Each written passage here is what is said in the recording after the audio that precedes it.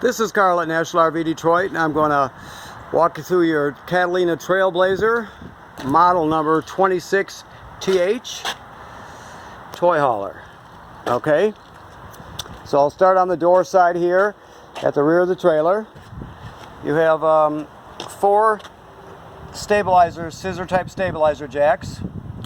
You can use a 3/4 inch crank on it or a 3/4 inch socket on a drill. It's what most people use. All right. You have a power awning with an LED strip, outside speakers. This is antenna out here and power, in case you want to set a TV outside. Dual axles. The steps fold into the trailer. Now these steps, you can adjust the legs on them. For uneven terrain, you just pull this pin up here and then run it up and down and put it in the correct hole for your the terrain you're on, and you're all set. Okay, this hitch, we'll show you how to operate the hitch when you come to pick up your trailer, but you can always refer to the website. This is a Husky Centerline weight distribution with built-in sway control, and you can look at there if you're on the road and you need to be refreshed. You can always look at their online video too, and they'll go through the same thing that we're going to tell you. So, and you get also, this is a reducer to reduce your 30 amp down to a 15 amps, so you can plug it in at home. Remember that you can't use the air conditioning on 15 amps, so if you run the air conditioner at home, you tend to pop a circuit breaker. You can run everything else in the trailer, no problem. Alright, this is a dump hose that comes with the trailer. Okay. Alright, let me look in here, see what we got. Okay. Alright. Deep cycle marine battery. Power tongue jack. Now, if you have an issue with this power tongue jack, you can crank it manually by taking this cap off. Comes with a crank. I'll make sure that's in there for you. Whoops, sorry, I'm drifting with the camera there. Pull this off. You got 2 20-pound LP tanks.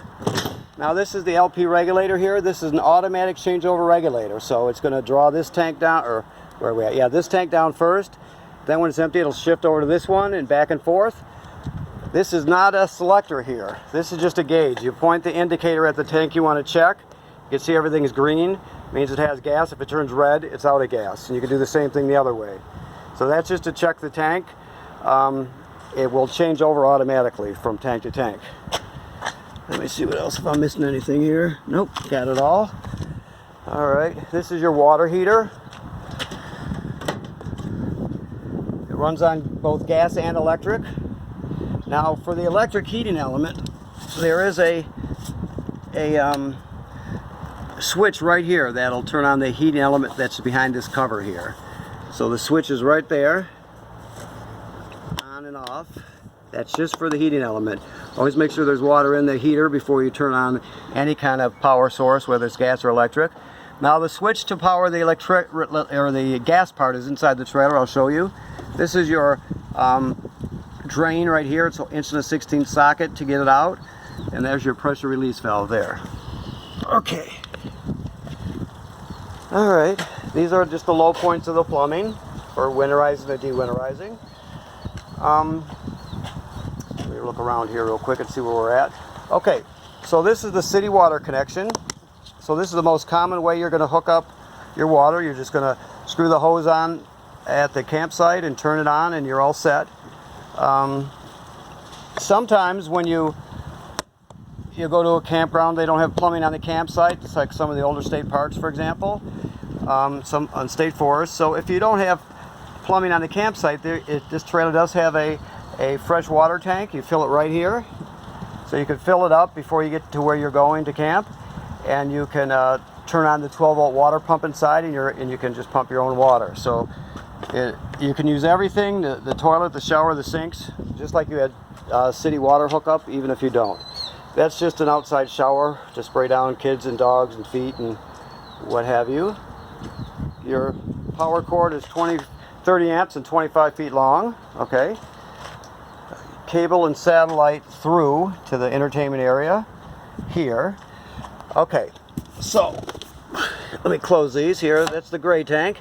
That's the black tank.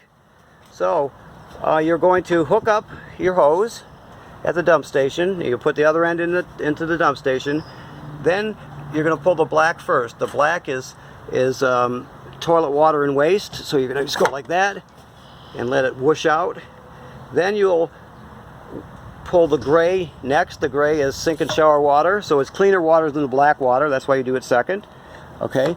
Then, while this valve is still open, you can hook your hose at the dump station right up to here. This is the black tank flush. So you do that and turn it on, and it's got jets inside that'll spray the inside of the tank and get it real clean for you. Cleaner than just dumping it, so that's a good thing. Keeps your sensors clean too, so you get a good reading at your monitor, okay? Alrighty. So, okay, this is the vent for your range hood fan above your range inside. You can see there's a baffle here. You open it up so it flaps freely if you're going to use the fan. Otherwise, you're just going to keep it shut like that if you're not using it. So you only open it up if you're going to use the fan over the stove. All right, that's just a vent for your furnace. Vent for your garage. Okay, your back door.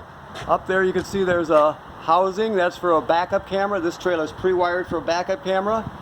If you get one, you have to get a Furrion camera that fits into that housing. It has to be the one that fits in there. We do sell them here. If you're interested, you can talk to our parts people. But if you get one, no matter where you get it from, make sure you get the one that fits in that housing, okay? Also, while we're looking up, you got to remember that you have to inspect the roof of this trailer like every other trailer 3 times a year. You figure in the spring and in the fall, and then once in the middle of the summer, you're going to go up there and you're going to walk around. You're going to check all the sealant. It has a lap sealant called Dicor on the roof, and you're going to look at everything and make sure there's no separation or cracking starting. Some year when you go up there, you're going to see something that needs to be touched up, so you have to get that taken care of immediately when you do. But that's the reason you're inspecting it, because you want to be ahead of the game, and if you see it start to stretch before it cracks away, you're going to say that's going to be a problem area, so you can take care of it, okay? All right, so I'm going to open your garage door here, just like so. All right, so I'm trying to operate the camera and do this at the same time, so here we go. It's not so bad. It's got a spring on it to counterbalance it. So there you have it. Pretty straightforward. Let me back up so you can see it. Of course, there's the gates that come out to surround your patio. I'll show you that in a couple minutes. It's got a screen there that you could drop down, a bug screen.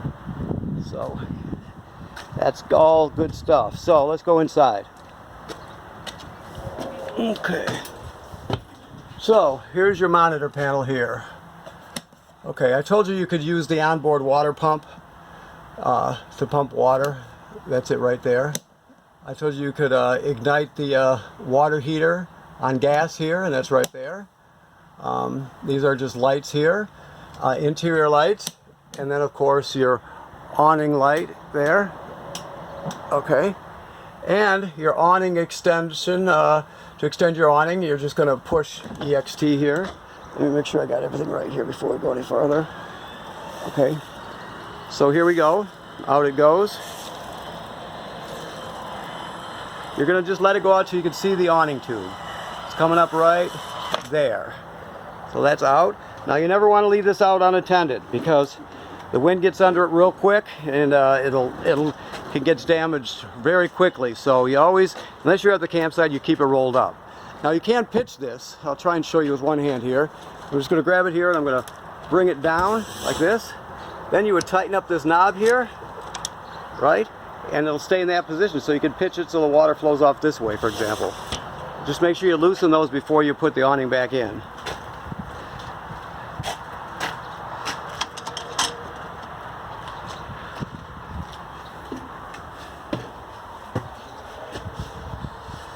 Okay, we're still cleaning your trailer and prepping it, so it's a little messy, but okay, your TV set swings out, and this is your signal booster for your digital antenna. You can shut this on and off. You can see the green LED goes out, but you want it on, or else you get a lousy picture. Okay, your radio and disc player plays CDs and DVDs. You can stream off this USB stick. It will. You can hook up wirelessly with Bluetooth and use your phone or your tablet and play your MP3s from there. It has 2 zones, 1 and 2 inside and outside. So it has a lot of features for camping, and you can do just about anything you would need when you're camping anyway. So if you ever wanted to add a game machine or a combination game machine Blu-ray player, you could put it right there for kids on a rainy day. And you could easily wire it into the back of this. There's a lot of ways to patch this in the back if you need to. Okay? Alright. So we got some chairs, of course. You can see how your couches fold up. You can fold them down to couches and put the table right in the middle, like that. Or you can fold it over again. These roll over to this position. You would bring the legs down like so. I know I got lousy camera work here, but I'm very close to it, so I can't really do so much. And then you would do this down and put the other one down, obviously, and you will have a bed completely across it. So that's neat. The table is right here, laying on the bed right now. That would go for dinner time or whatever, playing cards or whatever you do.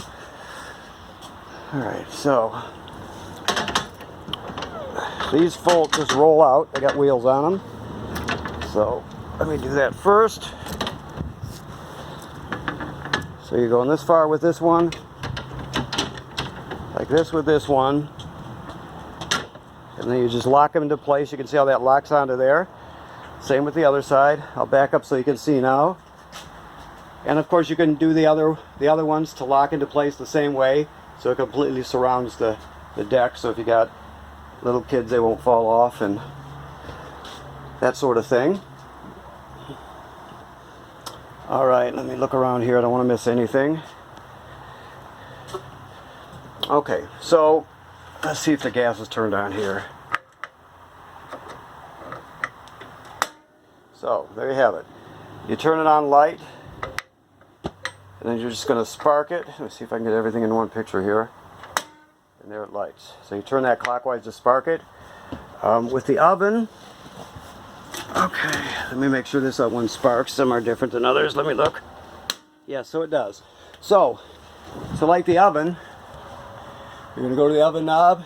You're going to put it to pilot light right there. Then you're going to depress it and hold it depressed. Then you're going to spark this by turning it clockwise, and the pilot back there, pilot light will light. If it doesn't light the first time, it means the gas hasn't worked its way through the line, so you would shut it back off like that and then turn it back on again and depress it, and it'll for sure go the next time. You light it up, and once the pilot light lights, you hold it for about another 10 seconds to heat it up. Then you go to whatever operating temperature you want, and it'll cycle on and off like a regular oven. But when you shut this off, of course the flame goes out, but so does the pilot light. So you have to relight the pilot light each time. Okay. That is the range hood that we spoke about with a fan and a light. Microwave works like any other microwave. Nothing unique about it. This here is your power converter. So this, which looks like this closed, of course, push it. Everything that can run on 12 volts DC in a trailer does. Some things have to be AC power, like the microwave and the air conditioner, that sort of thing. So you got regular household circuit breakers here. Then the power is converted to 12 volt DC. Over here you have automotive fuses. If any of these fuses were to blow, they'll actually light up, and you can see them through this tinted plastic here. This is also a battery tender, so it'll sense how much energy your battery has and needs.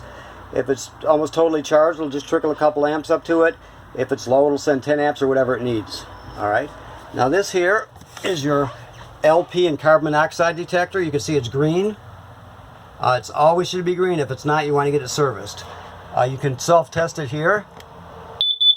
It'll go through 2 self-tests, first for LP gas, then for carbon monoxide coming up, and then back to green. It should always be green.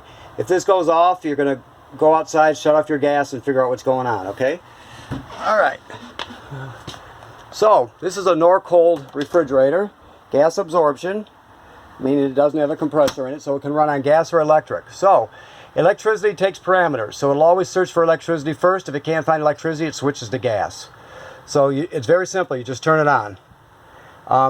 when you're plugged in electricity, it's going to use the electricity. Let's say you had a power failure at the campground. Then, if that happened, the power goes out, it'll automatically sense that and shift over and light on gas, so you don't spoil your food. Okay, so it's just very basic controls, but it's very simple. You have to hold this for a second to shut it off. All right, cool. I'm looking around here to make sure I didn't forget anything. Oh, back to the control panel. All right, so I showed you these switches here. Now these are, your battery's totally charged. The next one is fresh water, which has some in it because we're water testing it. As it fills up, it'll graduate up in 1/3 increments. They'll light up. Black water is empty. Gray tag is empty. Okay. Very simple. Your thermostat is just an analog thermostat. You turn it this way to cool, all the way to the right to heat. The fan is just the air conditioner running without the compressor. And you always want to keep it over on auto for the fan. Alright, so this GFCI here, all the plugs will be wired through a GFCI. So if you're using a plug outside with coffee pot or something and it pops, you'll always reset it right here. This sink works like any other sink. Shower works like any other shower. The toilet, you cannot use it dry. So this is, when you first get to the campground, you're going to hook up your water and your power. Then you'll come in here and you'll put your chemical right in the toilet. Whatever chemical you use, liquid or powder, whatever, you'll put 1 dose in there. Then you'll step on the pedal. This is just residual pressure here, so it'll swirl around and fill and flush and go into the tank. The black tank's directly below. So basically you're going to hold this down so you put about 1 gallon or 2 of water in the tank, along with the chemical. There's no way to tell exactly what 1 gallon or 2 is. You just have to get used to using it and say, that's about it right there. The bottom line is you can't use it dry and without chemical.